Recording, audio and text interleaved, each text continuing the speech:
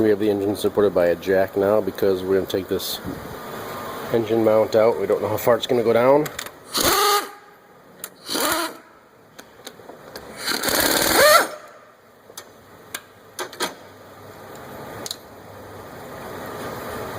$17mm.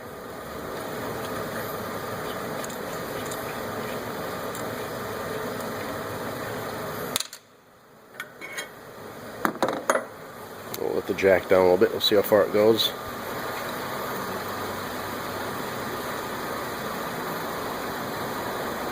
Maybe an inch or two. So not too bad.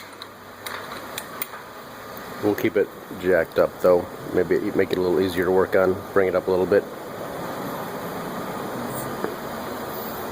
We'll probably take the 14mm bolts out for this wraparound bracket. Get that out of there.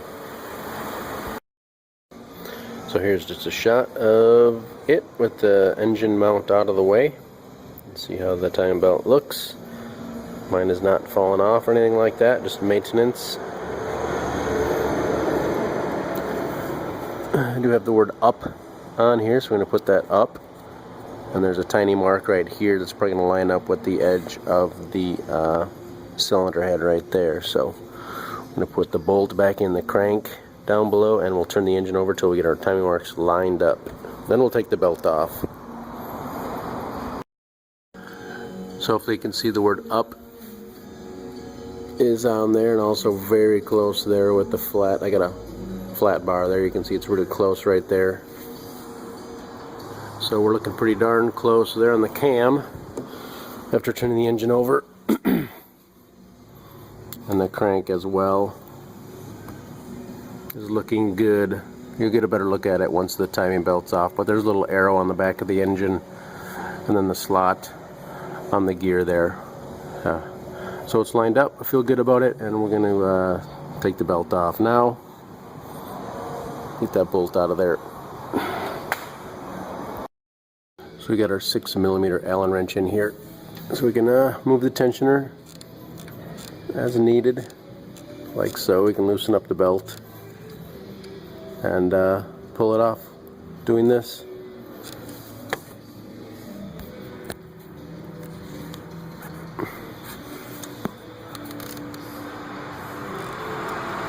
Pretty loose.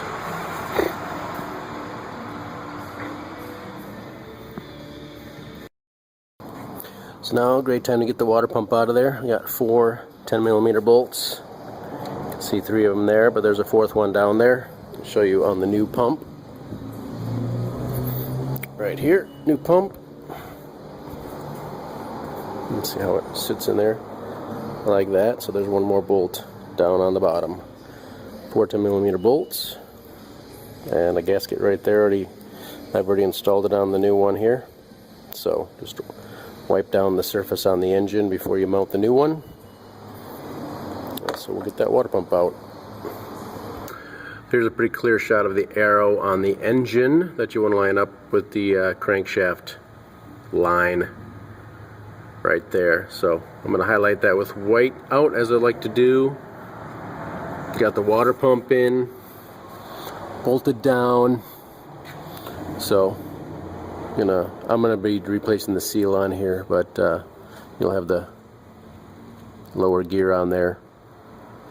We can line up our marks and start to put the belt back on.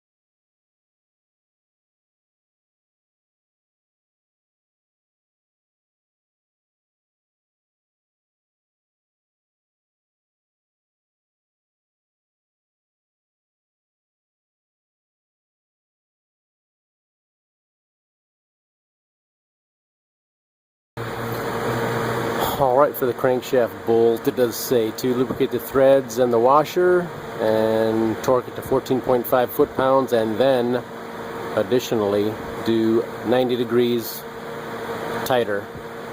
So you have a torque wrench and an angle wrench. That's the best way to do it. I'm going to guess the torque total is around 150 to 180, somewhere in there, after it's all been done. But again, 14.5 foot-pounds of torque, and then 90 degrees additional turn, and that's how tight they want it.